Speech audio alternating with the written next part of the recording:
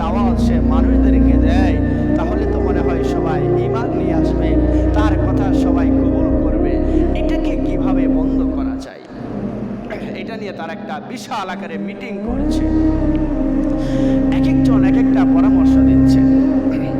কেউ বলছে এক কাজ করা যায়, সবাইকে বলতে হবে এই লোকটা পাগল, তার কথা মানা যাবে না।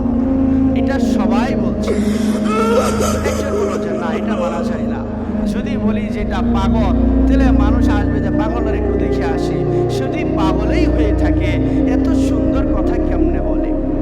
পাগলরা তো এত সুন্দর কথা বলতে পারে না, বুঝের কথা বলতে পারে না।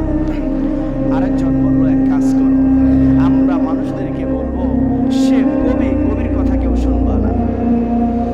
এটাও গ্রহণ করা হলো না। কেন? যে কবি যদি তোমরা বলো, তাহলে তোমাদের মধ্যে তো কবি আছে, আর মক্কার মধ্যে কবিদের কথা তো অনেকেই শোনে, কারণ কবিতা শুনতে তো ভালোই লাগে। কি বলেন আপনারা, ভালো লাগে না? এটাও গ্রহণ করা হবে না। তাহলে কি করা যায়? এরপর পরামর্শ করা হলো, এক কাজ করা যায়, আমরা সবাইকে বলবো এই লোকটা জাদুকর, তার কথা কেউ শুনবা না। এটা বলার পরে এবার সবাই সম্মতি দিয়েছে, হ্যাঁ এটা করা যায়। তার ব্যাপারে আমরা মক্কায় যারা হজ করতে আসবে, আমরা তাদের এই লোকটা জাদুকর, তোমরা কেউ তার কথা শুনবা না।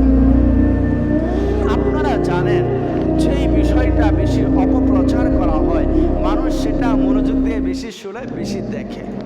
কি বলেন, দেখে না? আসলে আল্লাহর হিকমত কত চমৎকার।